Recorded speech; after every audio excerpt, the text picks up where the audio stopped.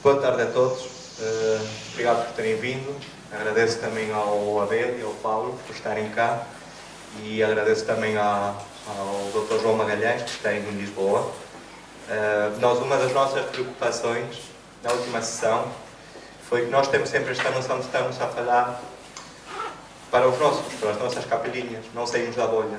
Portanto, esta vez resolvemos ter o Dr. João no Skype e assim o Putin fica a ouvir também a conversa. Essa é uma maneira de sair da nossa zona de conforto. Bem, eu vou repetir exatamente a mesma apresentação que fiz há uma semana atrás, que tem a ver com o objetivo da sessão. No fundo, isto é um ciclo, são duas conversas.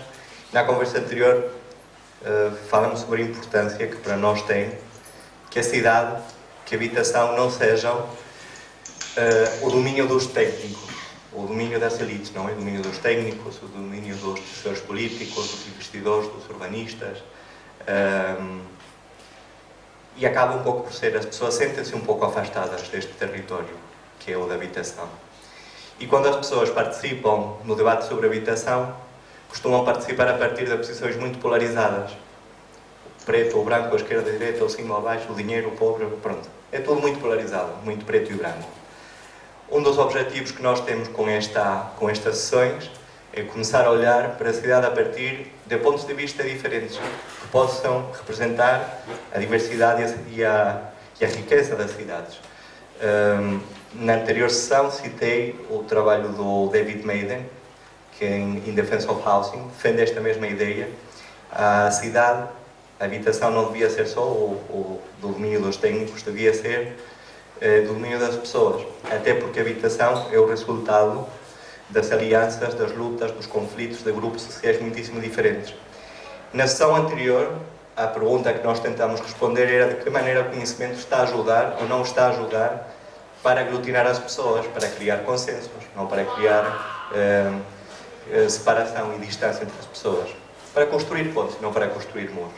Porque muitas vezes a maneira como os grupos são formados não é visível, mas o discurso público, a comunicação social, a comunicação política, tem muito a ver na conformação de quem se identifica com quem. Nesta sessão vamos tentar perceber um pouco, não falar tanto sobre o conhecimento, mas falar mais sobre a posição das pessoas, que as pessoas têm perante a habitação e perante a cidade. Quais são os problemas que as pessoas trazem, ou quais são as oportunidades que as pessoas trazem para a cidade, quais são as dificuldades que a cidade traz para as pessoas. E vamos fazer isto a partir de três pessoas que têm uma relação mais ou menos forte com o domínio público, porque trabalham em instituições públicas, porque participam do debate público. E da mesma maneira que usava o livro do David Maden na sessão anterior, eu vou usar agora outra vez, porque ele dizia, e vou começar pela habitação, ele dizia que um dos problemas da habitação é que a habitação, sendo uma coisa, tem significados radicalmente diferentes para grupos muito diferentes. Por exemplo, eu trabalho para as pessoas que constroem a habitação. É rendimento para aqueles, e até especulativo, para aqueles que compram e vendem habitação. É rendimento para os proprietários, é o abrigo para os inquilinos. É também uma fonte de taxas, de impostos para os dinheiros públicos, não é? Para o Estado. E o Estado pode incentivar ou pode desincentivar esta angariação de taxas a partir da habitação. E se calhar começava por aí. Eu gostaria de saber a habitação, o que é a habitação para um jornalista, para um arquiteto que trabalha na função pública e para um médico de saúde pública,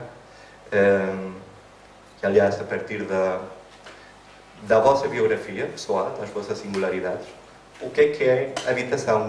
Eu vou lançar uma proposta, vamos começar pelo Abel Coentrão, jornalista no Público, seguiremos pelo Paulo Vieira e depois seguiremos com o João Magalhães, porque, como já estão a perceber, estamos a ter algumas interferências e, para facilitar a conversa, pedimos ao Dr. João para preparar uma apresentação e condensar a informação e depois poder falar de uma maneira um pouco mais organizada.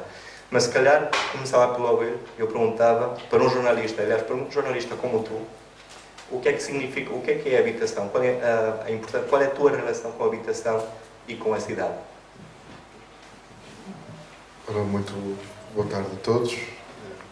Quero agradecer ao Habitat o convite para estar aqui convosco, para conversar um pouco à volta de um tema que é um tema que é tão interessante quanto urgente e um bocadinho por causa de algumas das coisas que o Heitor estava a referir há pouco, que é este caráter polissémico da palavra habitação. Não é? Quer dizer, a habitação é para várias pessoas coisas muito diferentes, com graus de importância e com graus de efetividade diferentes.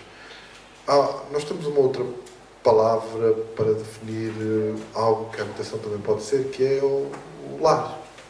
Não é? E se calhar é talvez a expressão mais afetuosa com a qual se pode tratar um espaço de 4 paredes, ou mais paredes, mas podes pôr assim 4 paredes, um teto, telhado. Aliás, a expressão teto também se aplica muito quando se fala em habitação, ter um teto, não é? Algo que nos abrigue da chuva, portanto. E esse sentido de lar, conforto, de proteção, o teto protege-nos das intempéries, quer dizer, deveria ser, obviamente, o sentido mais relevante, o primordial, e o sentido que deveria ser o referente, vou continuar a utilizar algumas expressões mais da semiologia, o referente para os outros sentidos que a coisa pode ter para outros protagonistas da cidade, os protagonistas que intervêm, que interferem nestas questões da habitação, né? Desde os decisores, aos especuladores, aos investidores, não especuladores, mas que esperam ter retorno com o dinheiro que investem na habitação, e para todos nós, no fundo, que somos cidadãos e que participamos de forma mais ativa ou menos passiva nas coisas da cidade. Quando o Heitor pergunta o que é a habitação para mim, jornalista, ele utilizou a expressão para ti, para um jornalista como tu, e eu nunca posso deixar de pensar naquilo que é a minha experiência pessoal, que é anterior à experiência enquanto jornalista, em que, de facto, a habitação significa muitas coisas diferentes. Eu nasci e vivi durante 21 anos, portanto já menos de metade da minha vida, mas quase metade da minha vida, numa ilha, que não é um fenómeno do Porto, que muitas vezes se ouve falar no Porto, que as ilhas são um fenómeno do Porto, não são. Adquirem configurações parecidas, mas com outros habitantes, com outro tipo de operários, no caso os operários do mar, no lugar de onde eu venho, que são ali as Caxinas, em Vila do Conde, e eu vivi numa dessas ilhas, que foi a coisa mais parecida que eu tive, isto visto à distância, obviamente, porque quando somos novos, se calhar não nos apercebemos disso, com estas coisas que se fala agora, tipo co-housing. Minha mãe criou 3 ou 4 pessoas da vizinhança, além dos 3 filhos que teve. Não ganhou foi dinheiro com isso, mas ganhou relações, ganhou amizade, amizades que se mantêm até hoje, relações de quase filiais, portanto, e maternais, com pessoas que hoje já têm filhos, portanto, ela é a avó de vários netos que não os netos dela, apenas. E isso tudo decorreu numa coisa onde não havia uma sala, onde só havia espaços para quartos. Felizmente havia uma casa de banho interior, sorte a nossa porque havia vizinhos que tinham no exterior, sorte a nossa porque um vizinho meu morreu, provavelmente com aqueles problemas com monóxido de carbono, a tomar banho numa casa de banho dessas, que tinha um esquentador lá dentro, portanto. Mas é um espaço onde, apesar de algumas tragédias comuns a estes espaços, o álcool, as discussões que se ouvem, porque é difícil não ouvir discussões quando a casa da frente está a 2,5 metros da tua, e quando as paredes são simples e não são isoladas. Mas é um espaço onde é possível haver felicidade e essa felicidade nota-se nas relações que perduram, mesmo quando aquelas pessoas, depois de um exercício de erradicação, não é de barracas, mas de ilhas, portanto, que que nem foi completo naquele caso ali, porque algumas coisas subsistem, dispersa aqueles habitantes, aqueles vizinhos, aqueles amigos para outros lugares. No meu caso, isso coincidiu com o momento de ir estudar, de experimentar uma dezena para aí de apartamentos numa cidade como Braga, viver de forma diferente. Continuei a não ter sala, muitas vezes porque a sala era ocupada por outros camaradas, estudantes, e portanto eu tive que esperar até poder ganhar o meu salário e ter acesso a crédito para poder ter uma casa, uma habitação com aquelas coisas que nós hoje pensamos que deveria ter uma habitação, que é os espaços mais privados, alguns espaços comuns, e pronto, quer dizer, experimentei de facto muitas tipologias e também com as formas de convivialidade que essas diferentes tipologias permitiam. E curiosamente, estou numa fase, num processo, eu diria, de crescimento propositado. Eu, há um ano, vendi uma casa enorme, desenhada por um bom arquiteto, com um programa que eu e minha esposa tínhamos trabalhado com ele, com tudo que achamos que deve ser importante e que se calhar que todos devíamos ter direito, um pequeno jardim, que nem era tão pequeno quanto isso, espaços para trabalhar dentro de casa, uma sala para receber os amigos e os espaços privados. E, no entanto, de repente, tudo aquilo passou a parecer menos importante quando outras coisas se começaram a tornar mais importantes na nossa vida, que é a questão da proximidade aos meios de deslocação para o trabalho. Ambos trabalhamos no Porto, apesar de escolhermos viver em Vila do Conde, da proximidade pedonal aos avós de quem dependemos, porque temos a sorte de, até o momento em que os nossos filhos vão para a escola e mesmo depois de eles chegarem da escola, temos esta rede familiar, que é uma coisa que faz falta em muitas das nossas cidades e fazemos uso dela, portanto. E a partir do momento em que essas coisas começam a ganhar importância, em que o carro deixa de ser importante ou até passa a ser cansativo, a casa grande também deixa de ser importante. Já foi há vez. Hoje estamos em metade do espaço, noutra casa, com um isolamento péssimo, que me faz lembrar a minha ilha. É um apartamento velho, mas eu tenho 1 metro a 200 metros de casa. Eu até posso pedir ao maquinista, não é assim que eles chamam, mas pronto, que espere para poder vir para o Porto. Eu tenho uma praça a 200 ou 300 metros de casa, eu tenho cafés, tenho mercados, e digo assim, se calhar era disto que precisávamos, era disto que precisamos mais todos, é desta densidade que nos resolve problemas, porque eu praticamente tenho o meu carro a ganhar pó, uso uma vez por semana, tenho uma filha que passou a dizer-me, com uma de 3 que me diz, eu não gosto de andar de carro, não quero andar de carro, e uma de 11 que me diz, é estranho quando andamos de carro. E tudo isto foi mais fácil do que se imagina. Muito mais fácil do que se imagina. Foi difícil tomar as decisões, depois tomadas, e depois ao momento em que se tornam irreversíveis, mas tudo isto é de facto muito mais fácil. Eu não vou usar aquelas expressões do sair da zona de conforto, porque eu estava à procura de outro tipo de conforto, que é um conforto que às vezes, neste caso, não está dentro de casa, está na proximidade. Portanto, e a habitação não é apenas a habitação, mas o que está em volta dela. É, como escrevia o Yangel, o que está entre os edifícios. E entre os edifícios tem que haver coisas boas.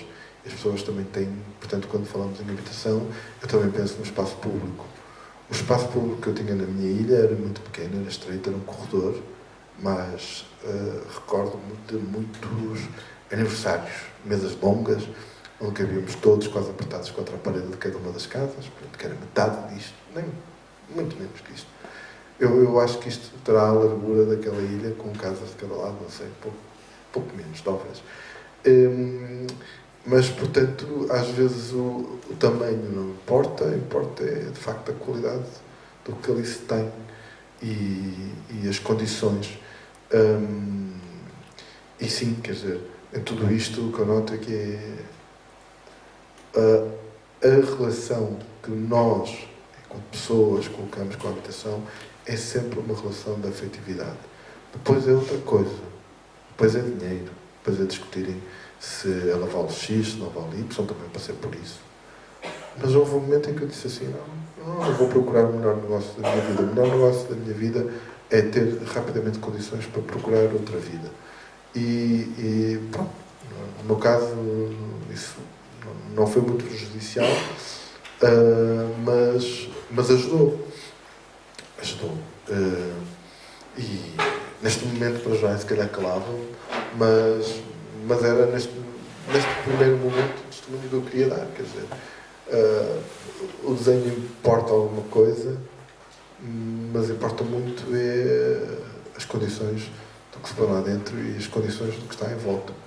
E sobre isso as cidades, não é só o Porto, as cidades têm um trabalho enorme pela frente, porque nós até agora, e terminava com isto, nós até agora deixamos a habitação entregue aos empreiteiros. E os empreiteiros não percebem nada da habitação. Muito bem, vou passar então a palavra ao Paulo. Eu antes citava o David Maiden, agora vou citar a Ana Pinheiro, onde é que ela está? A Ana, eu atribuo sempre uma frase que eu adoro, que é: as pessoas sempre dizem, o arquiteto só complica, o arquiteto é só para quem pode. Ou seja, o arquiteto normalmente é o inimigo. Eu vou passar a palavra a um arquiteto, e ainda por cima um arquiteto que trabalha na função pública, que normalmente é o inimigo dos inimigos. Uma das razões, eu convido o Paulo por duas razões. Primeiro porque é uma pessoa extremamente lúcida, com quem eu tenho aprendido muito. Segundo, porque cada vez que falamos sobre a dimensão pública da habitação e a dimensão pública da função pública, é em salas pequenitas. E eu sinto muita pena porque são poucas pessoas que têm a sorte de poder ouvir estas explicações. Portanto, eu pergunto para um arquiteto público, o que é que significa habitação e o que é que significa a cidade. A habitação para um arquiteto é trabalho e é tema de estudo também. Ou seja, a habitação é, se nós pensarmos nas cidades onde vivemos, grande parte dos edifícios que nos rodeiam têm um programa habitacional. E depois temos edifícios que são de caráter excepcional, que são os equipamentos ou os monumentos. Mas a habitação, no fundo, é a matéria-prima que tem construído as cidades ao longo da sua história. A forma como têm evoluído as formas de habitar também tem sido alterada recorrentemente. Para os arquitetos, a habitação é, como digo, é trabalho e é estudo, ou seja, há tratados de tipologias habitacionais, há estudos feitos sobre a forma como se habita ou não habita, há temas como a habitação evolutiva, por exemplo, ou a forma como os proprietários das habitações podem ou não agir sobre elas e modificá-las, adaptando-as à evolução das suas necessidades. No fundo, o que o Abel estava a dizer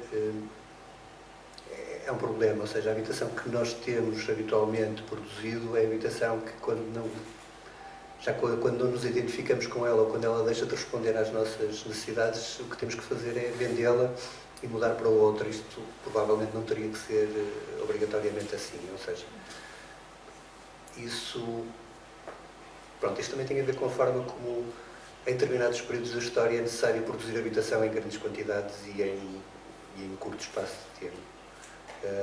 Acontece quando há períodos de prosperidade em que a população cresce, e isto aconteceu nas cidades que nós vemos. Grande parte da expansão pós-medieval das cidades fez-se por causa disso, era preciso abrigar pessoas.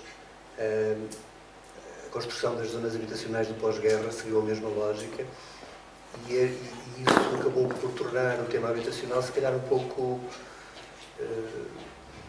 por afunilar o tema habitacional em respostas pré-fabricadas e pré-formatadas para dar resposta a necessidades e a pessoas que têm vidas todas elas muito diferentes. Esta desadequação se calhar pode ser motivo de reflexão. Os arquitetos não gostam muito habitualmente que mexam nas suas obras depois de elas estarem acabadas. Isso também é um problema. Mas também... nem antes. Mas que os arquitetos também têm vindo a mudar, acho eu, com o tempo e com a formação, alguns arquitetos. Pronto, eu acho que aquilo que o Abel também estava a dizer, ele estava a falar do processo de construção da sua própria casa. Quando temos a experiência de produzir casas específicas para clientes específicos, são os piores projetos que um arquiteto pode ter. Eu, pelo menos, sempre odiei isso, porque as pessoas esperam muito da sua casa, porque é um investimento da sua vida, muitas vezes. Querem construir um espaço onde anseiam ser felizes, onde anseiam ter uma vida boa, mas depois não sabem explicar muito bem o que é que querem. Eu, das poucas casas que fiz uma experiência sempre, a partir de determinada altura, que foi eu pedir às pessoas, e às vezes tinha pessoas até com formação, ou seja, pessoas capazes de se exprimirem e capazes de escrever, eu dizia-lhes, pronto, então, na próxima reunião que vamos ter para falar sobre o desenvolvimento do projeto, vocês tragam um A4, não quero mais. Quero um A4 com um programa, com objetivos para a vossa casa. O que é que vocês esperam da vossa casa? Ninguém fazia isso, ninguém. As pessoas vinham com um desenho para a casa. Não conseguiam libertar-se daquilo que era... ou seja, elas próprias não conseguiam pensar na casa de uma forma que fosse até desafiante para quem ia projetar a própria casa. Por isso são temas difíceis. Pronto, agora a questão da habitação em contexto urbano, a forma como se produz a habitação, os mecanismos de financiamento da habitação, isso se calhar podemos falar mais à frente e deixamos para outro assunto. Muito bem, vou passar então a palavra ao Dr. João, a quem não só vou pedir qual é a relação que tem a habitação para uma pessoa que é na educação pública. Também vou pedir que me faça o trabalho da casa, mediante o trabalho que eu ia fazer a seguir, que é explicar o trabalho que tem vindo a desenvolver também dentro do parte do trabalho. O Paulo virou um copo, mas não se preocupe, estamos bem. Não precisamos de um médico ainda. O trabalho que temos desenvolvido em parceria, ou seja, o que é a habitação para o médico que está dentro de uma rede com outros profissionais. Não sei se podemos avançar então para a apresentação que tinha preparado. Posso pôr aqui? Sim?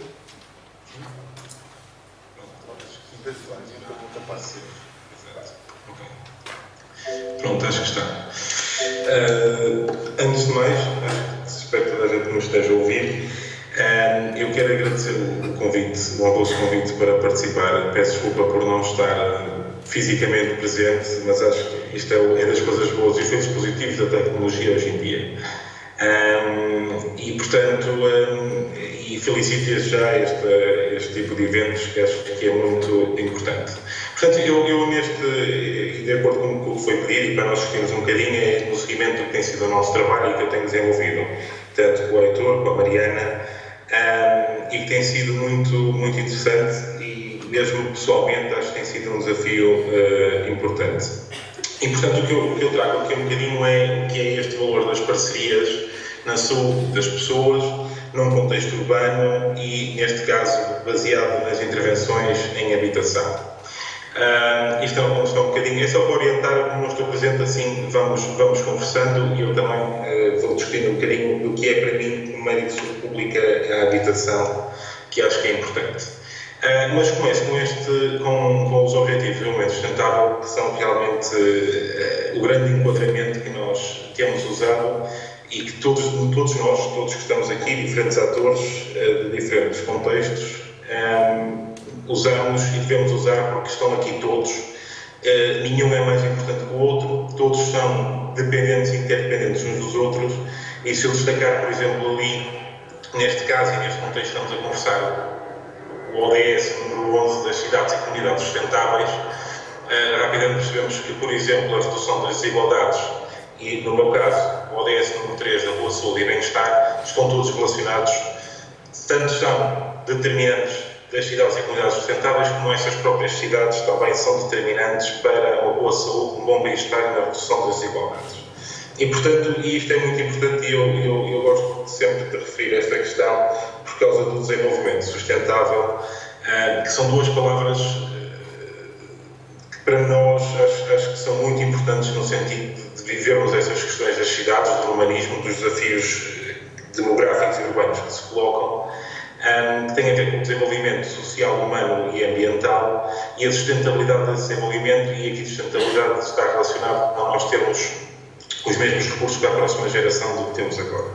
E em contexto de habitação, eu acho que isso é fundamental, porque a habitação, para mim, e agora respondendo à questão que o Heitor colocou no início, eu quando penso em habitação, e mais uma vez do ponto de vista da perspectiva da saúde pública, que olha para a população toda, a habitação é sem dúvida um dos grandes fatores determinantes do que é a saúde das pessoas, saúde esta que não é só uma questão de ausência de doença, portanto a saúde no conceito mais lato que a OMS tem, do bem-estar social, pessoal, social e físico, e portanto neste sentido, e é por isso que eu gosto muito deste quadro, que acho que ilustra bem o que é, nós normalmente trabalhamos, eu não sei, é que eu consigo ver o meu rato ótimo.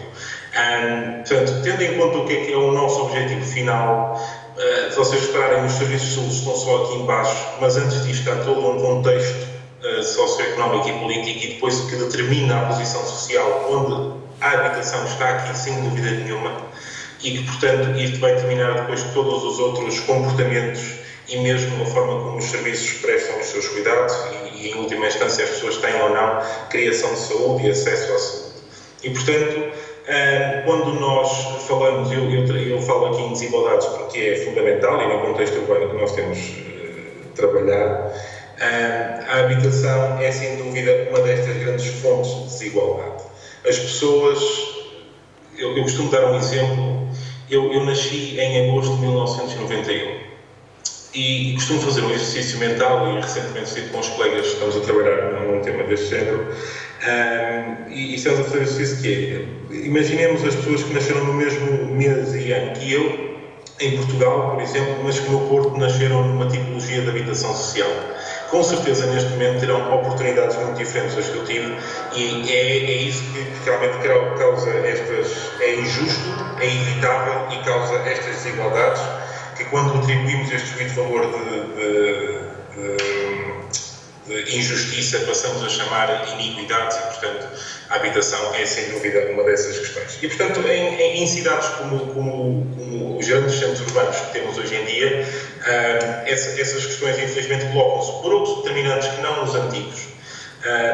Eu acho que, às vezes, nós ficamos presos em diagnósticos passados que depois não se aplicam ao que é atualmente, e, portanto, isso também tem a ver com a rápida evolução que nós temos, que hoje o mundo avança, a sociedade avança, e eu estava a ouvir os colegas a conversar sobre a habitação e até escrevi aqui quatro pontos que eu achei interessante e que depois colocaria no sentido de, portanto, que era a relação com os vizinhos, as questões da coabitação. As questões da coabitação também acho que reforçam muito a importância da habitação no sentido em que, sendo família ou amigos, essa coabitação é fundamental no desenvolvimento da pessoa e do núcleo onde ela está inserida.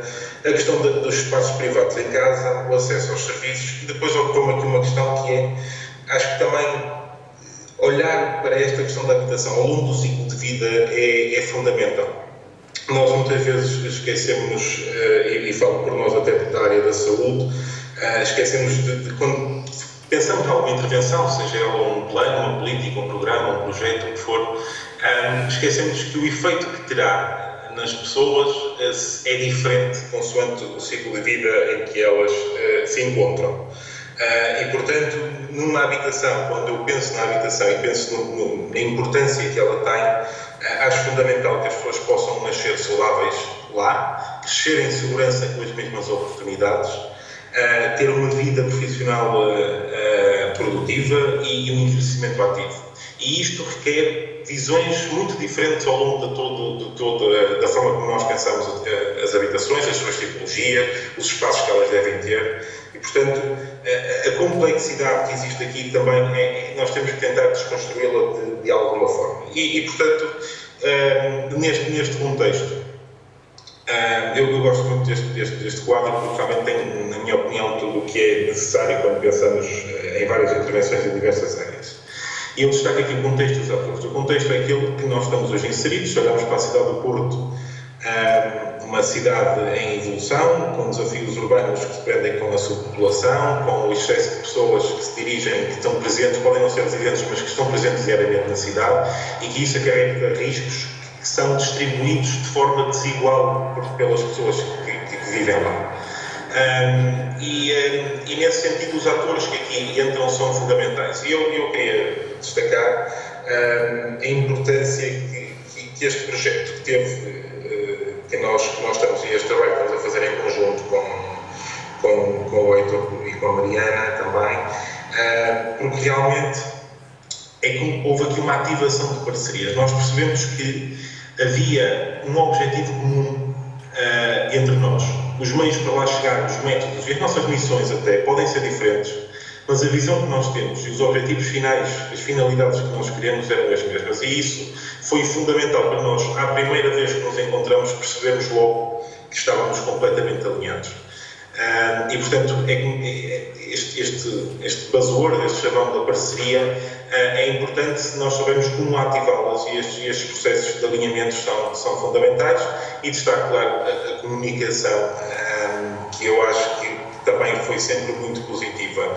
Hoje fala-se, hoje sempre, que a comunicação é sempre um mal, nomeadamente nos processos que nós vamos todos desenvolvendo, mas eu, mais do que a habitação, eu acho que muitas vezes o que se fala é nos mecanismos de feedback, e isso é importante. E por último, o que nós fazemos aqui, e que eu acho que é importante, e é também o reforço que eu queria deixar aqui, a questão da intersetorialidade, em que não é mais do que nós não trabalhamos por silos, mas sim os setores têm que estar horizontais na sua forma de pensar.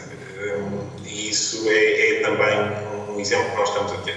Eu depois agora só tenho aqui algumas evidências importantes, que para todos os efeitos, certamente, se o público, a evidência e o rigor é muito importante. E este é um relatório muito recente da Organização Mundial de Saúde, em que eu destaco aqui, do ponto de vista do estado de saúde, da saúde mental e da satisfação de vida, o peso que as condições de vida, quando se inclui o tipo de habitação e a forma como as relações funcionam dentro dessa habitação, e mesmo a relação com os vizinhos, o neighborhood, etc., tem nestas questões. E como vocês conseguem ver todos, é muito grande. É muito maior do que, por exemplo, os serviços de saúde, que é o vermelho mais em cima, e, portanto, isto preocupa-nos, porque, na realidade, o que nós, do ponto da saúde pública, fazemos é temos uma série de recursos e temos que os distribuir da forma mais equitativa possível.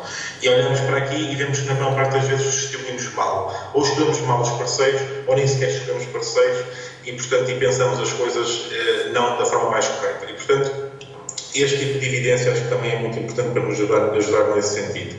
E depois tenho só aqui de um trabalho que estivemos a fazer em conjunto, em que, efetivamente, o que nós vemos entre os pontinhos vermelhos são a população de 37 pessoas que vivem em ilhas da cidade do Porto. Os triângulozinhos azuis é uma comparação usada do Inquérito Nacional de Saúde 2014 da região norte. E depois vemos as diferenças que existem entre estes dois níveis, estas duas populações, para as várias patologias, problemas de saúde que temos. E quando vemos isto, vemos aqui disparidades grandes. Portanto, há um crescimento nos problemas, tanto os problemas respiratórios, os acidentes vasculares cerebrais e a depressão. Portanto, a questão de saúde mental é importantíssima. Vemos aqui claramente que há diferenças que até são estatisticamente significativas. E o que isto quer dizer é que, do ponto de vista de interpretação e do ponto de vista da perspectiva epidemiológica, nós percebemos que há aqui problemas que, em parte, podem-se dever à tipologia da habitação onde as pessoas se encontram, e a evidência muito importante para a intervenção e para a melhoria das condições de vida e de saúde das pessoas. Eu termino só nesta fase inicial, que efetivamente, reforçando essa questão do valor das parcerias, para, neste caso, focado na habitação, em que houve este alinhamento em torno do objetivo comum, nós integramos esforços, e que, perante os desafios grandes que temos hoje em dia, eu destaquei aqui 4, que me recordei assim à primeira, portanto, a questão da demografia, e nós temos uma população muito envelhecida na cidade do Porto, por exemplo, e que normalmente essas pessoas estão realmente associadas também a uma tipologia habitacional em pior condição, os desafios urbanos das pressões da poluição, dos espaços verdes que desaparecem, etc., as forças económicas, as forças de mercado hoje em dia. E eu até acho que era porque o colega anterior arquiteto que estava a falar referiu bem a questão da missão pública, que cada vez também é necessário e que vocês têm e que eu louvo bastante e acho que é fundamental. Porque realmente estas forças, elas existirão sempre e nós temos que saber que nós, apesar de tudo, somos só mais um ator no meio da imensidão de atores que cada vez aparecem mais. E por último, as agendas personalizadas, que eu costumo dizer que é uma consequência, muitas vezes, desta multiplicidade de atores. E todos temos que saber jogar com estas questões. Nós só nesta intervenção, e falávamos ainda há pouquinho, a questão dos proprietários, por exemplo, das ilhas, não é? Que são um ator fundamental e que têm uma agenda, para o bem e para o mal, atenção, eu não dou conotação negativa à questão da agenda personalizada, mas tem uma agenda diferente daquela que nós, por exemplo, tínhamos, na maior parte dos casos, dos proprietários. E isso são estes desafios e os riscos que vão aparecendo, mas que se nós os compreendermos, este tipo de eventos, acho que é fundamental para isso, podem realmente aumentar o sucesso com que nós articulamos e chegamos a estes objetivos comuns. Para já ficar por aqui, agradeço uma vez mais o convite. Muito obrigado. Nós temos cá uma proprietária de uma ilha, a nossa Dona Fátima, que está aqui à nossa frente. E a Dona Fátima, de certeza que se lembra, porque a Dona Fátima tem uma memória prodigiosa. Uma vez disse-me uma frase e eu perguntei, mas a Dona Fátima, porquê que quer fazer este projeto para a sua ilha? O que é que a move? E ela disse, filho, eu acho que esta cidade está a ficar muito cinzenta e eu quero que as minhas casas possam servir para que as pessoas tenham um plano de vida, que possam ter um percurso de vida. E a minha pergunta, pronto, a Dona Fátima, há já 3 anos que estamos a trabalhar com ela, a Dona Fátima está a ser uma ajuda importantíssima para provar que fazer bem, que fazer diferente, é possível. Mas as preocupações não acabam aí. Para além de ser possível, deve ser fácil, não é? Deve ser rápido, e deve ser sustentável, e deve ser acessível a mais pessoas. E eu cada vez, já disse isto na sessão anterior, estou mais convicto que temos de passar do coletivo ao público. Não basta só com que um conjunto de boas pessoas se juntem. Também o poder público tem de fazer o seu papel. Só que estamos a fazer isto em contraciclo. Ou seja, estamos numa fase, e eu devo isto a uma pessoa que vocês os dois conhecem bem, que é o Álvaro Domingues, geógrafo, que foi quem me apresentou o Daniel Innerarity, um filósofo, que falava na crise das estruturas de mediação. Ou seja, o mundo é cada vez mais complexo, o mundo cada vez tem mais tecnologias que nos permitem aceder de uma maneira rápida, bruta, quase que sem filtros, à informação, e vivemos num momento onde a confiança nos políticos já foi maior, a confiança nos arquitetos já foi maior, a confiança nos jornalistas já foi maior. Ai, não, isso é. Isso é o espelho, a nossa voz. Calma aí. O jornalista é o espelho da nossa voz. Mas nós já fizemos uma sondagem, Dona Fátima, isto é... Eu vou fazer até mesmo. Eu vou fazer 2 perguntas, já agora. Quem é que esteve presente na última sessão? Estamos a fixar a população. Também estamos a ter população, é bom. E a mesma pergunta, quantas pessoas assinam cá um jornal, um meio de comunicação? Portanto, esta vez temos menos, esta vez corremos pior. Mas a minha questão é a seguinte, nós temos esta convicção de que para atingir os objetivos que o Dr. João me estava a referir, nós precisamos aqui da colaboração do poder público. E eu passava a palavra ao Paulo para perceber melhor para que ele possa partilhar convosco uma coisa que nós temos falado às vezes, de qual é o papel da função pública, qual é o papel das pessoas que trabalham, que têm um sentido de função pública, de que maneira é que podem ajudar para que fazer diferente não só seja possível, mas que seja acessível ao maior número, que seja fácil, que seja... Que terrenos de batalha, ou em que terrenos é que nós temos de batalhar e que mecanismos é que nos podem ajudar para atingir esses objetivos? Eu acho que nós temos que perceber qual é o campo de atuação dos técnicos, no fundo, que é a camada do município. Os técnicos não são responsáveis pela definição de políticas. Contudo, os técnicos podem desempenhar um papel de mediação bastante importante no acesso a que as pessoas podem ou não ter à forma de resolução dos seus problemas, ou seja, não há volta a dar. Ou seja, se nós quisermos promover uma operação urbanística, nós vamos ter que cumprir uma série de procedimentos. Não há volta a dar. Se nós quisermos, os próprios poderes públicos, quando querem promover habitação pública, têm que percorrer uma série de tramitação e de verificação, feito por entidades externas ao próprio município, e não há volta a dar. Ou seja, é assim, o que nós podemos é fazer isso de uma forma sensata, cooperativa, proativa, e aí eu acho que sim, que há gente muito interessante na função pública e que trabalha de forma muito boa a esse nível. Ou então podemos ficar dentro do nosso saber hermético ou dentro da nossa atitude mais defensiva, se calhar, acho que é o termo certo, ou indiferente, que é um termo mais duro um pouco, e deixar as coisas passarem, porque ser contra a corrente é mais difícil do que ser levado pela corrente. Não sei se queres casos concretos. Sim. Sim, por exemplo, relativamente às ilhas, a intervenção nas ilhas é uma intervenção muito complexa, porque as ilhas são uma entidade urbana que não tem enquadramento legal nos planos. No plano do Diretor Municipal do Porto, por exemplo.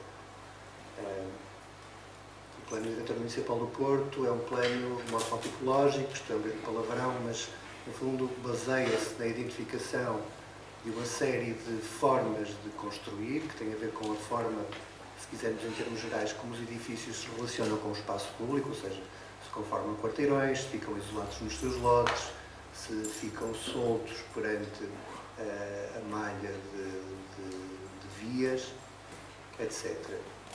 O caso das ilhas é uma morfotipologia que tem expressão na cidade, que tem implantação no seu tecido, mas que não está contemplada no plano. Logo, não tem um normativo técnico preparado para lidar com esta situação. Como é que tratamos este problema?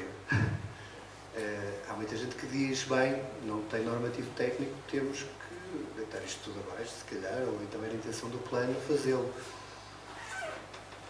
Mas não é essa a via que tem sido seguida, inclusive pela Câmara do Porto, onde eu trabalho. Porque há outros mecanismos de chegar à viabilização das operações de reabilitação das ilhas, e que passam por ter uma atitude mais proativa, mais inventiva, mais informada, mais interessada na resolução dos problemas.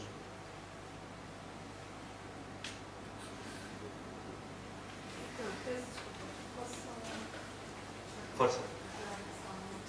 Na segmentação anterior, em que falávamos aqui também... Eu vou passar para o...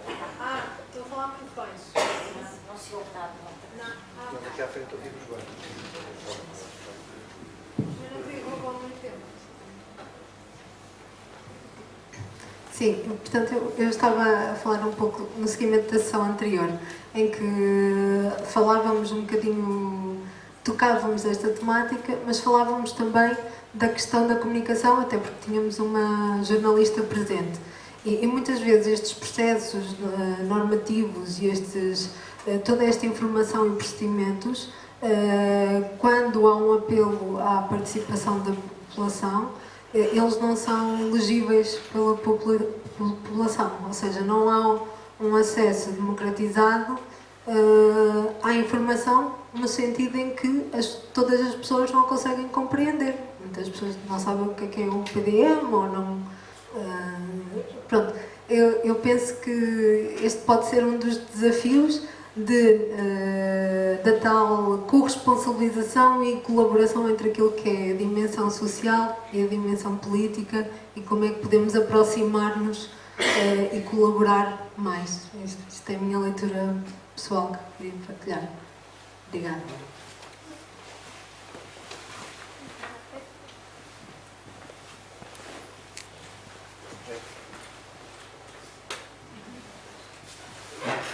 Eu queria aproveitar, quer dizer, fazer aqui a ponte entre o que estava aqui a dizer e essa intervenção aqui que ouvimos agora, desculpe, não sei se Ana, sim. Sobre este aspecto da comunicação e da mediação. Efetivamente, a reflexão que fazias há pouco é real. Dizer, o grau de confiança e o grau até de necessidade que a maior parte das pessoas tem dos agentes mediadores.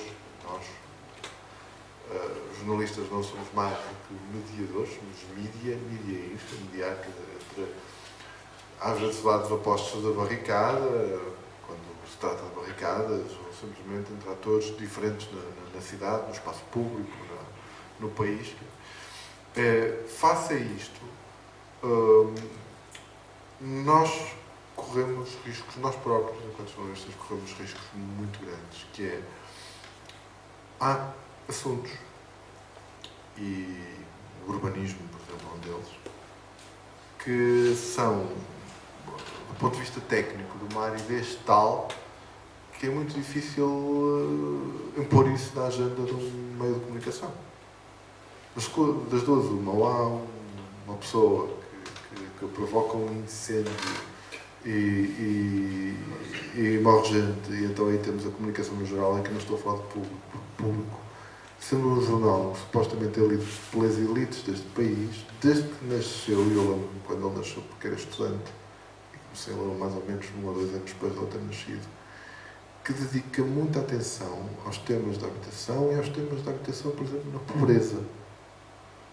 Isso talvez tenha a ver até com o percurso de vida de algumas das pessoas que lá trabalham, o que é bom. É bom continuarmos a ter jornalistas com percursos diversos. Mas, no geral, nós temos esse dilema, que é PDM. Eu tenho pessoas que vão estagiar no jornal com um curso superior que não sabem o que é um logradouro. Nunca ouviram a palavra logradouro. Que não sabem conceptualizar a palavra logradouro. Depois ensina-se. Tudo bem. Mas, quer dizer, há aspectos das formas com que lidamos todos os dias, às quais não sabemos dar nomes, que permanecem, não deviam, mas permanecem no jargão aqui dos arquitetos e coisas assim. E quando o próprio mediador não sabe, então nunca saberá explicar. Então nunca saberá, ou nunca lhe passará pela cabeça que se calhar era importante explicar. E que às tantas é importante dar conta de como é que as pessoas podem participar nestes processos relacionados, por exemplo, com a revisão do PDM. E eu ainda na semana passada tive o grato prazer de passar umas 3 ou 4 horas, 3 horas e tal, num sítio, eu ia dizer muito pior, mas este lugar é maravilhoso, quer dizer, com 1/20 das condições deste lugar maravilhoso onde estavam 50 pessoas e 40 delas não tinham nada a ver com este universo da arquitetura, nem do urbanismo, a discutir cidade, a discutir a sua visão da cidade, que é a visão da rua perto do lugar onde mora, do parque que lhe faz falta, do passeio que ainda não tem. E antes disso havia um arquiteto que fez uma apresentação sobre a revisão do PDM que eu achei, quando eu ouvia falar assim, este homem vai afugentar a plateia. Felizmente as pessoas aguentaram-se. Mas aquele rapaz, era um rapaz jovem, não sei se ele teria 30 anos, não perguntei a idade, mas parecia assim, mesmo jovem. Quer dizer, ele não tinha a noção de que na apresentação dele tinha um PowerPoint com 50 linhas escritas, com expressões como fragmentação do território. Aquelas pessoas só foram convidadas para dizer o que é que pensavam sobre a mobilidade. E a mobilidade é, eu se tiver que apanhar transporte público para ir da minha casa ao lugar onde trabalho, demoro 2 horas e um quarto de dia uma pessoa. E isso é o que é relevante para um urbanista, para um arquiteto, para um decisor político tomar uma decisão. Quanto tempo que as pessoas que vivem no espaço, pelo menos do nosso concelho, da nossa cidade, deveriam demorar no máximo a ir de casa para trabalhar? Isto, consideramos que possam trabalhar em deslocados, há opções na vida. Eu demoro mais tempo, muito tempo, ao invés de trabalhar, porque escolhi viver num concelho que não é o Porto. Mas eu escolhi viver há 15 ou 20 anos, teria feito com facilidade a opção de vir para cá, mas eu escolhi outras coisas. Portanto, isso para mim não é um motivo de queixa, porque foi uma opção. Mas para outras pessoas eu sei que é um motivo de queixa, sabemos todos. Agora, aqui a questão é que o jornalismo tem também culpas no cartório, porque o jornalismo hoje trabalha para coisas que têm que ser, eu vou repetir este jargão, que é nosso. Isto é jargão, é? Tem que ser sexy. O título tem que fixar o olhar do leitor durante pelo menos 5 segundos, para depois eventualmente ele fazer o scroll por ali abaixo e ler um bocadinho mais da notícia. Epá, e algumas das coisas que nós estamos aqui a tratar não são. Agora, esquecendo a palavra sexy, porque é uma palavra muito mal aplicada, que felizmente eu vejo menos aplicada nas reuniões em que participo desde há algum tempo, há assuntos de veras importantes e esses a gente nota que quando são tratados com respeito, por exemplo, eu gosto muito do respeito com o meu jornal, e nisso sou eu normalmente que faço isso, trata estas questões das ilhas. Há muito tempo, há muitos anos, com vários protagonistas. O Arthur e a malta do Habitar são os últimos, a Dona Fátima também já foi protagonista. Quer dizer, e eu, enquanto jornalista, olho para esses trabalhos e digo assim, epá, estamos a respeitar as pessoas, estamos a respeitar aquilo que são, efetivamente, necessidades. E só nos falta depois é ter ali pelo meio, se calhar, mais oportunidades para fazermos isso às vezes com artigos de opinião, que também são interessantes que apareçam. O Arthur também tem colaborado nesse sentido, que é de também discutirmos, de colocarmos em discussão se, por exemplo, efetivamente isto, se falava aqui dos regulamentos que são cegos perante esta coisa, por exemplo, chamada ilhas, não são simplesmente muito rígidos ou demasiado rígidos. Aquilo que eu vou lendo, porque eu acompanho muitos debates sobre o urbanismo em várias partes do mundo, nos Estados Unidos, onde há uma crise tremenda também na habitação, no Canadá, onde apesar de alguns equilíbrios mais, também se sente essa crise, principalmente nas grandes cidades, que são aquelas que atraem gente, e como atraem gente, depois têm as debilidades de não conseguir dar-lhes resposta, desde logo no preço que as coisas atingem, não é? Porque o mercado é um mercado e o mercado funciona assim. Se há mais gente, fica mais caro. E o que eu tenho visto é uma discussão muito forte em algumas cidades, e que depois tem que ser transpostas, às vezes, para o nível estadual ou até para o nível nacional, sobre a necessidade de mexer com os regulamentos e esquecer, digamos, algumas regras que ainda bebem muito no certo funcionalismo ali de meados do século XX, desta separação de águas entre o que são os usos do solo na cidade, e adaptar isto, no fundo, a possibilidades que tragam oportunidades de habitação mais perto dos serviços, mais perto do centro, a pessoas. Isto era o conceito das ilhas. As ilhas, tendo sido uma oportunidade para os proprietários mais ou menos pequenos que pegaram nos seus moradores e deixaram que lá se construísse, arranjando uma viela de acesso para a rua, estavam a permitir que milhares de pessoas na cidade do Porto, umas centenas muito largas, eu diria também milhares, porque eu na minha infância, eu lembro-me de haver 30, 40, 50 ilhas nas Caxinas, por exemplo, tivessem acesso as zonas que são zonas densas, zonas de onde se circula a pé para o hospital, para o mercado, para o posto de trabalho, que no meu caso era o porto de pesca mais próximo, ou até a casa do patrão que depois os transportava de carro para o outro porto de pesca. E são essas oportunidades que as pessoas procuram na cidade. Os regulamentos, muitas vezes, não dão resposta a isso, porque foram feitos a pensar num mundo perfeito, num mundo em que o mercado não expulsa ninguém das zonas centrais, e em que tudo tem um equilíbrio. E o que é preciso neste momento é pensar como é que os próprios regulamentos podem dar resposta aos desequilíbrios. E nós, para terminar aqui de novo, nós, no meu campo, temos que esquecer o que é sexy e o que não é, desconstruir alguma da linguagem técnica que as pessoas nas suas profissões obviamente usam. Temos tentado fazer isso com alguns dos trabalhos que temos feito sobre a habitação, a partir desta questão da lei de bases, até com a ajuda também de malta com quem o autor trabalha. E essa é uma responsabilidade óbvia. Esses não são os artigos, eu estive a ver até o trabalho que vocês participaram, não são os artigos que têm mais leitores nem no público, nem teriam muito menos no Correio da Manhã. Mas esses artigos têm que continuar a ser feitos, têm que continuar a ter destaque no homepage do jornal, que é o sítio onde as pessoas agora montam o jornal mais do que o papel no quiosque. Portanto, e essa é uma responsabilidade social nossa. Enquanto eu senti que na estrutura do trabalho essa responsabilidade existe, eu vou continuar a ser feliz enquanto jornalista. Se as coisas piorarem um bocadinho, confesso que em relação a estes temas vou ser muito infeliz. Portanto, espero que não aconteça. Há uma série, ou houve uma série de televisão que para mim foi um tratado de sociologia, que sei que pelo menos uma pessoa que já se está a rir na sala conhece, já sabe que vou falar da The Wire. The Wire é uma série que tem a ideia é muito básica. Nós vamos criar o lado dos bons, que são os polícias, e vamos criar o lado dos maus, que são os dealers. Portanto, há uma linha muito clara. Estão os bons e estão os maus. Só que a certa altura percebes-te que há bons e maus dos dois lados. Esta série foi escrita por um jornalista, o David Simon, que conhecia muito bem a cidade sobre a qual estava a falar.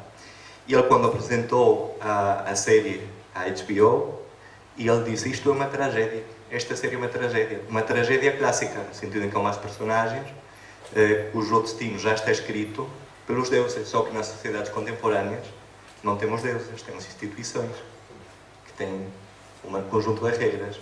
E uma das tragédias é que cada instituição funciona com as regras autónomas, que só as pessoas que trabalham dentro dessa instituição são capazes de perceber.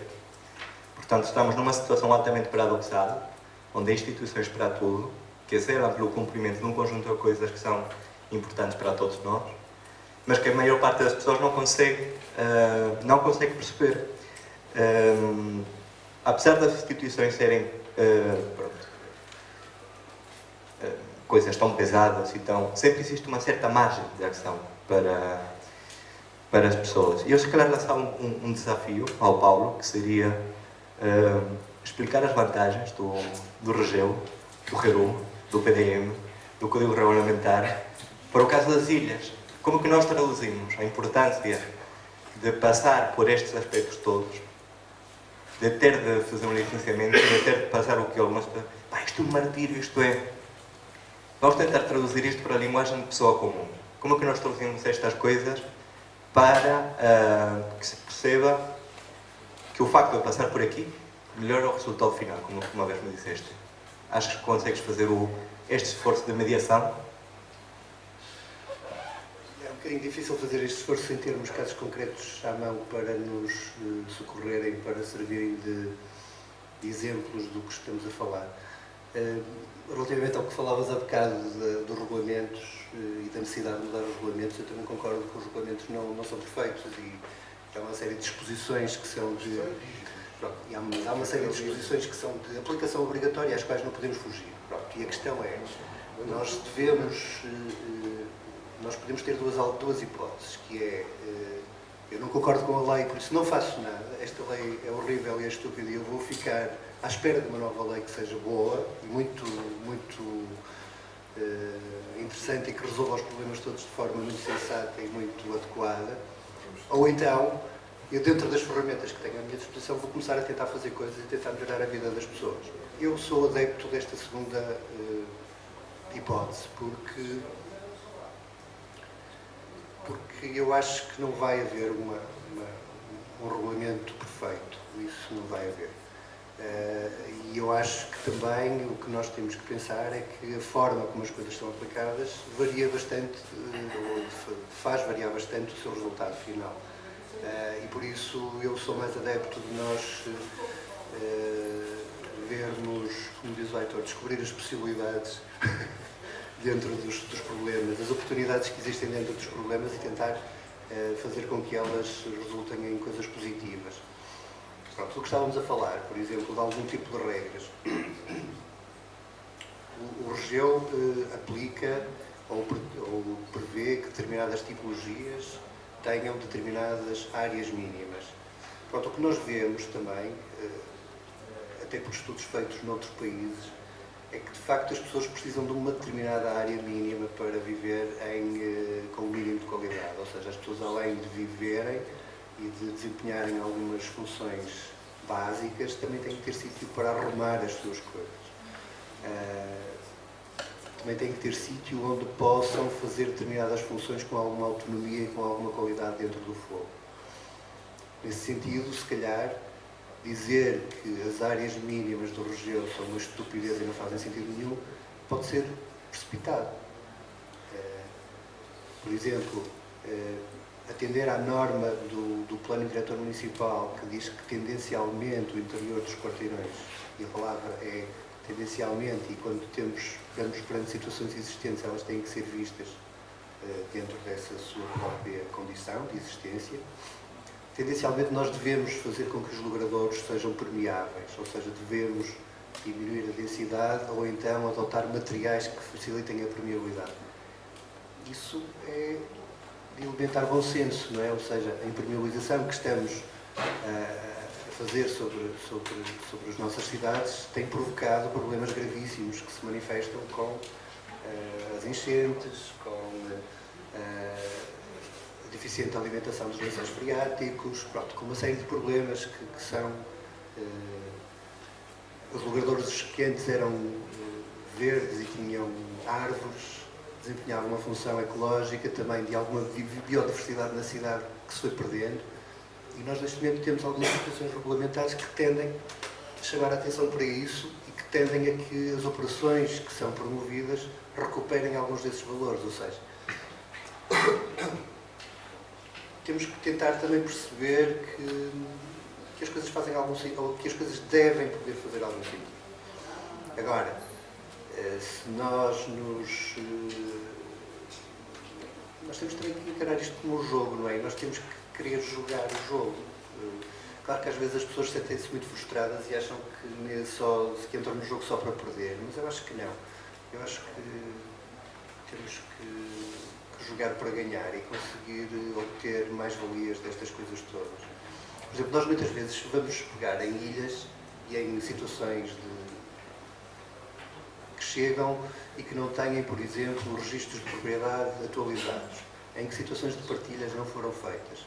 Ou seja, nós temos uma questão, temos um problema que se vai transmitir às gerações a seguir, ou seja, nós temos inclusive uma questão de património dentro da família que pode ser grave a seguir, não é? Ou seja, que pode pôr em causa a própria sustentabilidade financeira da própria família. Nós temos vantagem em tratar destas questões. Agora, o muro que a burocracia e que a opacidade dos conceitos, das definições, dos regulamentos às vezes erga à nossa frente, é desencorajante. Mas eu acho que também em todas as instituições vai haver pessoas que se prestam a ajudar os outros a subir esse muro e a transpor essas dificuldades. E eu acho que nós devemos manter o otimismo. Eu vou pegar nisto que o Paulo acabou de dizer e vou lançar um desafio ao Dr. João, que depois vou replicar com o Abel e com o Paulo. eventualmente depois fazemos uma experiência convosco. Não sei se eu vou conseguir. Está aqui. Posso tirar esta coisinha aqui. Agora. Aqui. Aí. Pronto. Dr. João, o método cristal do que eu vejo na fotografia ou no cartoon, uma opinião e eventualmente alguma ligação com aquilo que se concorda ou não com o que o Paulo estava a dizer? Sim, eu não vejo a fotografia toda, mas acho que consigo perceber o que é. Assim, eu se calhar volto um bocadinho atrás e até à questão que tinha sido lançada inicialmente, que era a questão desta participação pública e a questão da comunicação. Obrigado. Ok. Já vi. É provocadora. Estas questões dos enquadramentos legais e normativos eu concordo plenamente. Portanto, já percebemos que há um contexto político que é difícil depender dele. As mudanças como nós temos e como estamos organizados hoje em dia nas sociedades torna muito difícil, de 4 em 4 anos nós estamos a alterar tudo e sabemos que o que entra não olha para trás. E, portanto, dentro do que é a esfera política é muito complicado, muitas vezes ganhar força nesse sentido. De qualquer forma, há realmente estratégias e ferramentas que nos ajudam nesse sentido. E essa questão, e até jogar o jogo, eu gostei da expressão, e tem muito a ver com esta questão das lideranças que cada vez nós hoje precisamos mais. E do ponto de vista de comunicação, alguém na plateia referia à questão do acesso democratizado, que realmente é importante. Nós hoje já temos muitas estruturas de organização da sociedade civil que ajudam a dar voz àqueles que têm menos capacidade de ter normalmente voz nas tomadas de decisão e nas decisões que os implicam. O problema é que muitas vezes, e às vezes isto e se calhar eu chamo a atenção para isso, porque nós sentimos isto quando nós fazemos os nossos planeamentos e os grandes planos de 4, 5, 6 anos, nós tentamos que sejam mais participados possíveis, mas quando colocamos essas associações ou essas organizações em representação, é preciso ter sempre a noção de que há um gap de informação e de conhecimento que não é a própria pessoa que está, quando está a tomar e a ter voz e a ter palavra nessa discussão. Seja como for, é neste momento os processos de colaboração que melhor estamos a conseguir. O outro ponto de vista da comunicação, a questão dos órgãos de comunicação social. Portanto, como o colega Rivel dizia, efetivamente nós temos que usar estas ferramentas dos órgãos de comunicação social. Naturalmente que muitas vezes não é a prioridade, mas esta questão da priorização do problema também se cria e, portanto, a mobilização social que se vai conseguindo pelas forças de grupo e as forças coletivas também faz que uma ou outra notícia, uma outra comunicação se torne relevante naquele tempo, naquele momento. E, portanto, as questões dos momentos para fazer essas participações são importantes. E eu só queria referir, antes de ir à provocação da imagem, que quando nós pensamos e fazemos os diagnósticos, neste caso há um diagnóstico anual, mas se eu falar de diagnóstico da população e até do âmbito do Plano Local de Saúde em que eu estive a trabalhar, é fundamental conhecer verdadeiramente as cidades ou a área geográfica na qual vai recair esse planeamento. E isto tem a ver com duas questões essenciais, que têm a ver com os recursos da comunidade, em que até com o Heitor nós fomos discutindo essa questão, portanto, saber que atores não vêm mais estão nessa comunidade, o que é que eles fazem, o que é que eles podem trazer, e também tem a ver com esta questão da priorização. E acho que aqui é que se calhar é o problema maior, porque muitas vezes nós, como técnicos, olhamos para os problemas que possam existir e achamos que aqueles são os mais prioritários, mas quando depois perguntamos às pessoas diretamente, para certos grupos populacionais que até estão num risco superior, como por exemplo o caso da população residente nas Ilhas do Porto, provavelmente a prioridade dos problemas dela não é aquela que nós achamos. E portanto, todos os projetos que fazemos, todos os programas que desenvolvemos e implementamos, depois nunca chegam a ter os efeitos pretendidos por essa questão. E de ressalvar só a questão do respeito pelas pessoas que também foi elencado, e que nesta conjuntura da pressão sobre as cidades que existe, as questões do turismo, de gentrificação que estão a acontecer em em Lisboa, começou muito mais em Lisboa, mas que no Porto também naturalmente está a acontecer, e acho que também é uma perda de culturalidade que as cidades têm e que é trágico para os valores sociais. Em relação à imagem, eu pediria, se calhar, para me colocar a imagem que foi outra vez. Obrigado. Eu não sei o que é que diz ali em cima, qual é o diagnóstico não rentável.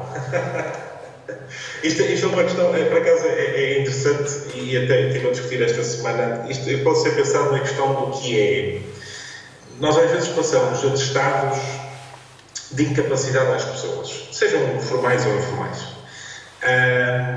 Mas esquecemos que hoje em dia existem já muitos métodos e ferramentas que permitem tornar essa incapacidade em funcionalidade. E que, portanto, às vezes estamos presos do ponto de vista tradicional, clássico, diria. As questões desses enquadramentos, por exemplo, dos governantes legais, eu me lembrava quando estava a falar do método clássico com que ainda hoje é abordado as questões da governança e da governação e que não estão de todos adaptados à sociedade. E, portanto, perante esta imagem, acho que este tipo de diagnósticos rápidos, que não têm em conta até a função que a pessoa possa vir a ter no futuro, não têm em conta o contexto em que a pessoa está inserida, não têm em conta o próprio respeito que se pode ter pelas pessoas, muitas vezes hoje em dia pela pressão da comunicação, pela pressão da sociedade, pela pressão das redes sociais, fazemos diagnósticos muito rapidamente. Eu acho que não há mal nenhum em nós, qualquer pergunta que nos seja realizada, nós não respondemos logo. Temos um momento de reflexão. Eu acho que esses momentos de reflexão parecem muito. No outro dia lia numa notícia sobre um livro muito interessante que se chama Obrigado pelo Atraso, e que era exatamente isto. Portanto, as pessoas, aquele momento do atraso foi fundamental na altura para que aquele escritor tivesse um pequeno momento de reflexão e que não tivesse neste país muito rápido que hoje vivemos e que nos faz esquecer ou fazer diagnósticos demasiado rápido e que não tem em conta as várias perspectivas sociais em que as pessoas estão inseridas. Portanto, acho que desse ponto de vista não concordo com a imagem. Diria assim. Nós, com o Habitar e com a faculdade, há já alguns tempos que organizámos uns workshops que chamamos Arquitetos da Família. Num dos workshops tivemos o Jorge Félix Cardoso, que conhecem, que a seguir escreveu um artigo muito engraçado, por duas razões. O artigo propunha que os arquitetos fossem profissionais da saúde. E a segunda razão, pela qual é engraçado, é porque isto vai ao encontro de uma coisa que uma minha amiga, a Helena, defende há muito tempo, que é que aquilo tudo que não gastamos, que não resolvemos na habitação, é despesa no resto das políticas. Sem dúvida. Desculpe lá, deixa-me só dizer uma coisa que eu acho que é importante nesse sentido. Esse projeto e esse eu acho que é muito interessante. Eu na altura lia o artigo do Jorge, e é isso exatamente que diz, ou seja, a habitação, a educação, o emprego, tudo isso é saúde. Tudo isso, todas as pessoas que trabalham nessas áreas são, sem dúvida, cada vez mais profissionais de saúde. Os modelos biomédicos centrados na doença estão completamente ultrapassados e hoje já não sei quantos outros fatores que influenciam na vida das pessoas. E gostava de dizer só mais uma coisa em relação a esta imagem. A questão do não ser rentável. Isso também tem um problema, e até tem um problema que tem a ver com mesmo as questões que temos hoje em dia dos cut-offs para as idades da reforma, etc. Porque a rentabilidade, e essa visão é muito economicamente pura, não é? Portanto, quando passamos para um modelo capitalista profundo, em que nós até já percebemos que hoje em dia esse modelo nem sequer é adequado, porque teve outras desvirtuações por outras naturezas de quem toma decisões, mas o que isto quer dizer é que também houve uma tendência cada vez maior de nós olharmos com um olhar de produtividade e de eficiência e menos com um olhar da qualidade e com um olhar da efetividade. E isto teve muito a ver quando nós percebemos que os recursos não são infindáveis, mas também eles não estão a ser distribuídos da maneira que deveriam.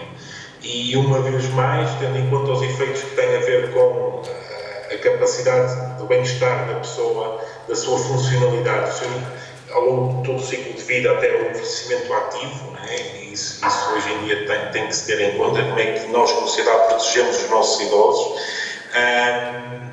É realmente uma imagem que também, do ponto de vista, acaba por ser feliz e infeliz nesse sentido, porque realmente traz à tona esse problema mais de eficiência e menos da qualidade de vida das pessoas. Nós vamos passar deste cartoon, que vou contextualizar, um cartoon realizado por El Roto, um cartunista que trabalha no Jornal El País, em Espanha. É um cartoon que ele realizou durante o período de crise, durante o momento mais forte da crise económica em Espanha, com os cortes, as privatizações e por aí fora. Mas eu agora vou passar a um cartoon que foi realizado por outra pessoa antes da crise, ou seja, num momento em que ninguém sequer imaginava que uma crise económica poderia acontecer, porque o crescimento económico não só é obra da natureza, como é bom per se. E esta pessoa também questionava, na altura era uma minoria, e falava num termo que o Abel utilizou, que é o de crescimento. Eu vou pedir ao Abel a opinião sobre esta imagem que está aqui projetada. Sim, a questão é que a curva, esta questão da relatividade, eu não sou adepto do relativismo total em relação a tudo, mas em relação a algumas coisas da nossa vida, de facto, o olhar relativo é importante. E o crescimento a que temos assistido corresponde a um decrescimento de uma série de coisas que hoje em dia estão a bater-nos nem na porta, na cara, não é? Quer dizer, neste momento nós não sabemos, em relação a um conjunto de recursos do planeta, se os temos para suprir as necessidades que sejam, digamos, mantendo o nível de consumo que temos hoje. E o problema disto é que este gráfico, o que me assusta neste gráfico, é que naquela curva de crescimento, ou de decrescimento, não estão cidadãos, estão consumidores, basicamente. E o nosso problema hoje é que somos um ponto, qualquer coisa mais pequeno que um ponto, não é? Micro, qualquer coisa, de uma linha qualquer que ora sobe, ora desce, mas que não tem em conta isto. Este cartoon reflete um bocadinho o anterior. Aquele senhor do anterior já entrou na curva de crescimento pessoal. Porque basicamente as nossas sociedades deixaram de chamar anciãos às pessoas e passaram a chamar-nos pensionistas, reformados. Eu já não ia usar velho porque o velho, se for ativo, ainda tem algum... Ativo do ponto de vista profissional, tem algum valor para a economia. O resto torna-se um fardo. E secretamente, enquanto em muitos aspectos a nossa qualidade de vida melhora a pontos de podermos nos manter reformados durante muitos anos, o Estado olha em pânico para isso e dizendo não pode ser assim, porque se os nossos velhos se mantiverem vivos e de boa saúde, vamos pôr em causa aquela curva. E portanto é isso, quer dizer, eu já não consigo olhar para estas curvas. Já me cansei de olhar para estas curvas e portanto acho que temos que inventar aí umas curvas novas, com outras coisas no eixo do X e outras coisas no eixo do Y, outros índices, não sei,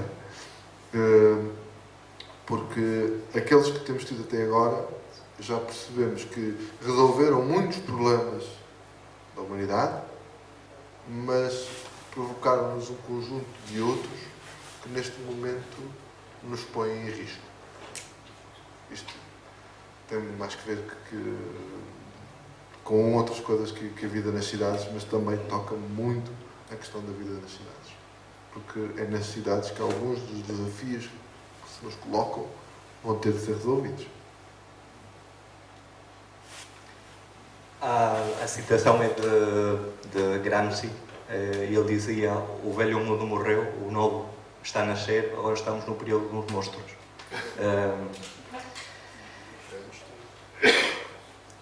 Há uma resistência clássica daquele mundo que está a morrer, que é que já existem parâmetros de avaliação para eles, com os quais se podem defender. Enquanto que as coisas que estão a nascer ainda não se legitimaram e têm de lutar contra conceitos que toda a gente conhece e que se calhar não percebe, mas estão aí e que são muitas vezes até bombardeados a partir da comunicação social e por aí fora. Eu trazia aqui isto, foi por acaso, mas trazia a questão do produto interno bruto. Estava hoje de manhã a ler um livro do Carlos Taibo que dizia, bem, não percebo muito bem porque é que se dá tanta importância ao crescimento do PIB, e crescer a 2%, ou 3%, ou 4%, porque o PIB não cria coesão social, não cria trabalho estável. Aliás, quanto mais cresce o PIB, mais instável é o emprego. Tem um impacto péssimo no ambiente, contribui para o esgotamento dos recursos, contribui para a polarização dos países do Norte e dos países do Sul, e depois cria um modo de vida escravo, ou seja, nós associamos consumo a bem-estar. Isto tudo tem uma infraestrutura, parte da publicidade, parte do crédito e parte da caducidade. Nós temos constantemente de mudar as coisas. Perante isso, existem várias tentativas. Há um índice de bem-estar económico sustentável, que tem uma fórmula relativamente complexa, mas que basicamente o que faz é retirar as despesas militares, retirar as despesas que têm a ver com, ou melhor, retirar aquilo tudo que cria impactos negativos no ambiente. E a dificuldade é como é que nós passamos de um quadro para o outro, como é que nós passamos de um sistema a medida para um sistema a medida onde as coisas começam um valor diferente. Eu não tenho necessariamente relação, mas eu vou chutar esta imagem para o Paulo, vou tentar obter a sua opinião sobre isto. Não sei, aqui a tradução para o português não é linear, diz o João. Ou é linear? É mais ou menos.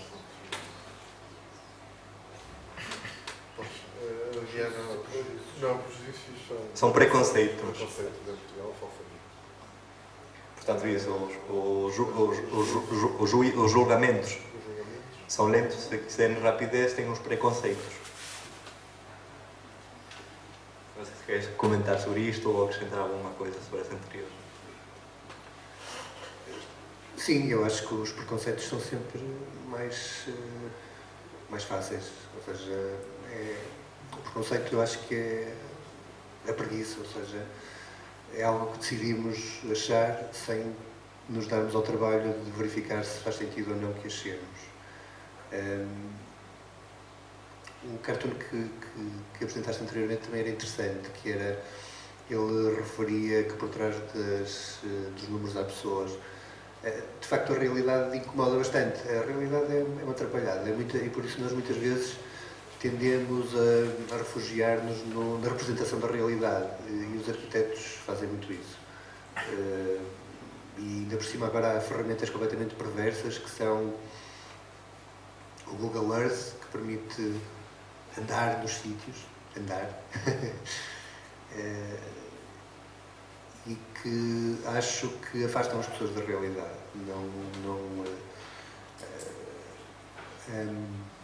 A ação é impelida por qualquer coisa que a provoca, e a realidade é um bom percutor da ação. E eu acho que as pessoas muitas vezes não querem confrontar-se com a realidade porque é mais cómodo ficar sem fazer, ou fazer sempre aquilo que já se fez e que se vai continuar a fazer, e esperar por qualquer coisa que ainda está para vir. Relativamente ao decrescimento, eu tenho pensado bastante nisso. Nas cidades talvez ainda não tanto, mas nos territórios de baixa densidade, e eu trabalhei muitos anos num território de baixa densidade, nós temos a certa altura o território todo coberto por redes de estradas, por iluminação pública, por redes de saneamento e abastecimento de água, e a dada altura já não temos lá pessoas, não temos mesmo. Não temos, e as pessoas não vão voltar para lá. esqueçam isso, não vão voltar porque agora vivem de forma diferente da que viviam há 60 ou 70 anos. As pessoas já não vivem, já não ocupam todo o território. São mais pessoas, mas concentram-se mais em pontos críticos do território. E se calhar também se devia começar a pensar em desurbanizar, ou seja, a desurbanização devia ser um tema, devia ser, tal como se fala da urbanização, tal como se tem cadeiras de urbanismo na faculdade, se calhar devia-se começar a falar de desurbanização e ter cadeiras de desurbanismo. Porque eu acho que é um assunto, ou seja, como é que nós vamos, por exemplo, desmontar uma rede de estradas que já não faz sentido? Como é que nós conseguimos regenerar um território que foi urbanizado e que já não faz sentido que o seja? Eu acho que isso também são assuntos. Nas cidades, eu estava a dizer que não, mas também faz sentido. Ou seja, por exemplo, aqui no Porto agora está-se a falar muito e a tentar estudar a possibilidade de pôr outra vez a céu aberto uma série de linhas de água que foram entubadas para se ganhar mais espaço para construir mais coisas em cima delas. E isso é uma coisa interessante, é muito difícil de fazer, mas sendo uma preocupação, eu acho que metade ou melhor, o ponto de partida para a resolução do problema está dado. Não conseguiremos chegar, se calhar, a situações tão satisfatórias no curto prazo, mas não é uma razão para acharmos que o objetivo, por ser difícil de atingir, não é um bom objetivo e que não merece que se lute por ele. Nós vamos ir acabando, nós não vamos acabar antes de vos passar a palavra. Antes disso, queria anunciar que na próxima terça-feira vamos ter cá um evento que está dedicado ao cohousing, que em certa maneira vai ser o fim deste ciclo. Será uma conversa que será moderada pelo Abel. Vamos ter o antigo vereador de habitação de Barcelona, o José Maria Montaner. Vamos ter uma arquiteta alemã, Incador. E depois vamos falar sobre que esta coisa de se é viver juntos ou se é criar cidades juntos. Vamos tentar debater um pouco sobre isso. Mas antes disso, nós vamos fechar aqui o nosso ciclo da cidade pelas pessoas e vamos fazer isto com uma ideia que foi colocada pela Manuela, que não sei onde é que ela anda escondida, que foi, seria interessante que este ciclo tivesse continuidade, mas que a continuidade estivesse determinada pelos interesses daqueles que participam. Portanto, eu neste momento, não sei porquê, agora pronto, lançava isto à vossa consideração. Vou ir lançando algum conjunto de imagens, de provocações, e gostaria de saber a vossa opinião sobre isto, aquilo que o SIC tem sido e aquilo que o futuro SIC poderia ser, pelas vossas palavras. Não sei se alguém se voluntaria.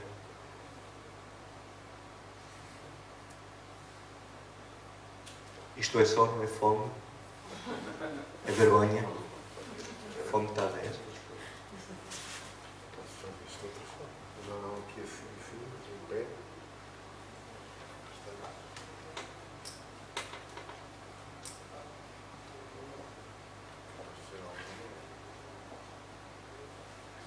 Acabamos de maneira informal. Pronto, alguém quer manifestar-se antes da gente ir embora? Qualquer coisa. Pedidos. Dona Fátima, ficou satisfeita por estar aqui? Ainda bem que há algo que nos faz aqui um bocadinho longe. Porque a ilha aqui ensinou muita gente. Está muita gente com bons estudos que saíram das ilhas.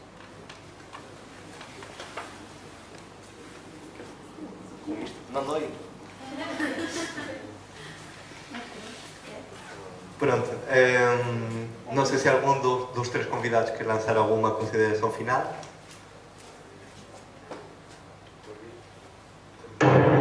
Eu posso.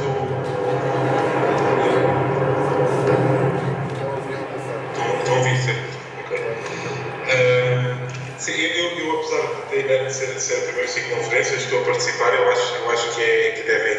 agradecer com a iniciativa, porque realmente são estes eventos e atividades que promovem a aproximação às pessoas e isso é fundamental. Eu só queria já agora comentar na questão da imagem que estava antes dos dados e da informação que nós recebemos informação de todo lado e todos os efeitos, e acho que isso era importante clarificar que também há coisas boas que estão a acontecer.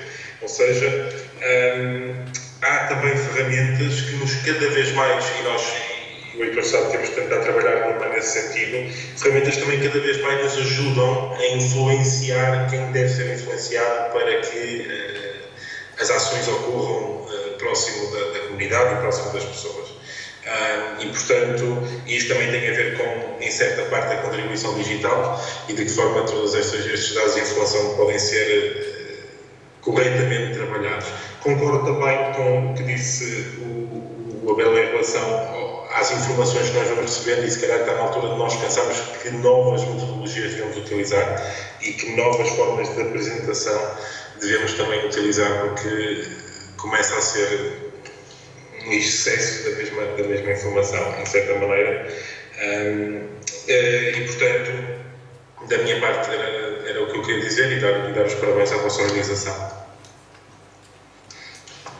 Muito obrigado. Mais alguém? Algum manifesto?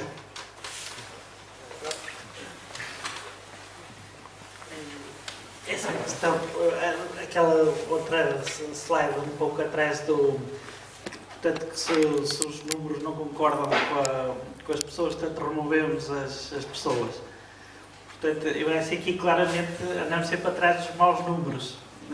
Portanto, temos um excesso de ferramentas, de facto, disponíveis e sistematicamente vamos atrás dos mesmos números que usávamos quando fazíamos tudo com papel e lápis à moda antiga. E, portanto, é aqui um esforço muito grande que é preciso fazer daquela coisa, há aquele chamam agora que se usa muito do cientista dos dados. Portanto, é preciso dar novas perspectivas e usar as ferramentas que temos disponíveis a fundo e claramente começa a haver um déficit excessivo nesse aspecto. Portanto, essa é exatamente a minha área e, portanto, eu gostaria de ver uma contribuição muito maior, portanto, de usar essas ferramentas e inclusivamente eu também sou funcionário na Câmara do Porto e de facto assistimos muito a uma coisa que eu gosto de chamar que é o canhão para matar a mosca, que temos software caríssimo, temos um número razoável de funcionários processando dados e no final não conseguimos fazer aquela, um bocadinho como esse cartoon, fazer aquela imagem que qualquer pessoa, mesmo a Dona Fátima ou qualquer pessoa pode olhar para ela e perceber, de facto, há ali qualquer coisa se passando na zona de Campanhã ou na zona em relação a este aspecto específico. E sistematicamente nós não conseguimos dar esse salto, não sei porquê. Há coisas interessantes do exterior que não se conseguem importar para o nosso país.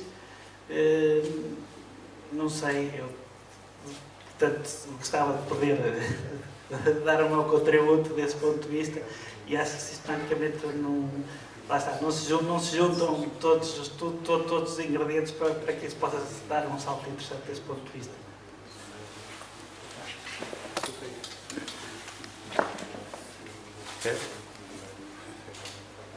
Já agora, Pedro Lourenço, eu ia pegar só naquilo que eu achava que era o título desta sessão, que era Cidade Sustentada pelas Pessoas, e aquilo que me ocorreu quando li esse título era aquela ideia de que as pessoas podiam construir a sua cidade ou o seu espaço se para isso tivessem interesse. E esta ideia remete-me para aquela ideia de no meu bairro eu posso ajudar a que ele seja um espaço melhor, fazer micro-contributos. E aquilo que eu acho que acontece em muitas cidades é que quando alguém decide de manhã que aqui fazia falta um jardim, ou ali podia ser um parque para X ou para Y, e tentam fazer isso, o que recebem do outro lado é desconfiança.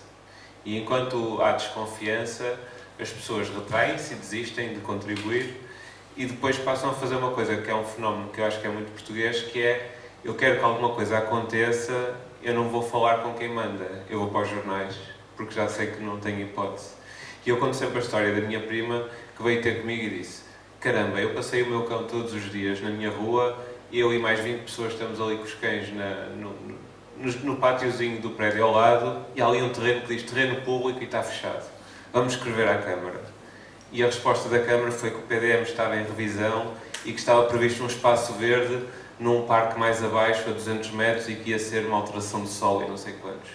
E eu só estou a dar este exemplo porque, quando falamos em cidade sustentada pelas pessoas, eu acho que há sempre uma barreira muito grande entre quem manda e quem quer contribuir. E enquanto houver essa desconfiança de cima para baixo e também a indiferença de baixo para cima, eu acho que nós vamos estar sempre a acordar de manhã com coisas que acontecem no nosso quarteirão e que sabemos pelo jornal e no qual não tivemos uma palavra. Eu acho que esse é o principal problema.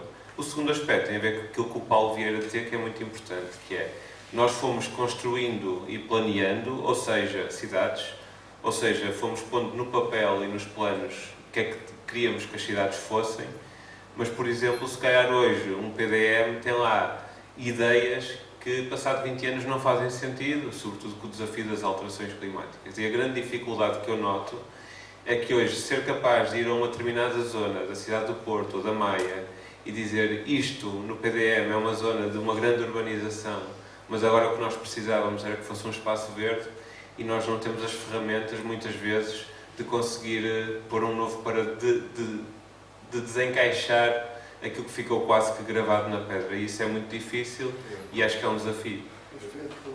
Gravado nos direitos adquiridos. A pedra chama-se direitos adquiridos. Não, é só dizer que a pedra chama-se muitas vezes direitos adquiridos. Não, aquilo que eu estava a falar um bocadinho, só para completar, aquilo que estava a falar um bocadinho da baixa densidade e da desurbanização, não estou a achar que é uma coisa negativa, não sei se passou essa imagem. Eu acho que é uma oportunidade.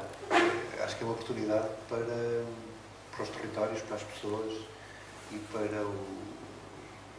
e em termos gerais para todos, porque nós às vezes não temos a noção de que quando usamos o sol também o gastamos, estamos a gastá-lo, não é?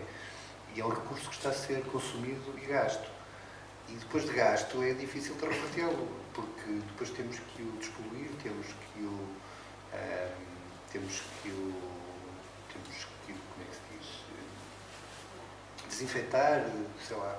Vocês não se calhar sabem, mas sei lá, reverter uma área mineira, ou reverter uma área portuária, ou reverter uma área industrial é uma coisa diabólica, não é? É muito caro e muito difícil e muito moroso. Ou seja, reverter estas coisas todas para voltarmos a ter coisas que precisamos neste momento é um desafio. Mas isso eu também acho que se faz com programas políticos, com outras opções. E eu acho que as pessoas também estão receptivas para essas opções e para considerar essas opções caso elas sejam apresentadas de forma credível. É isto. Mais alguém antes de irmos todos jantar? Então vamos todos jantar. Muito obrigado. Eu recordo que 2 noites de motivação vai ser muito bom, muito interessante. Apareçam. Obrigado. Obrigado.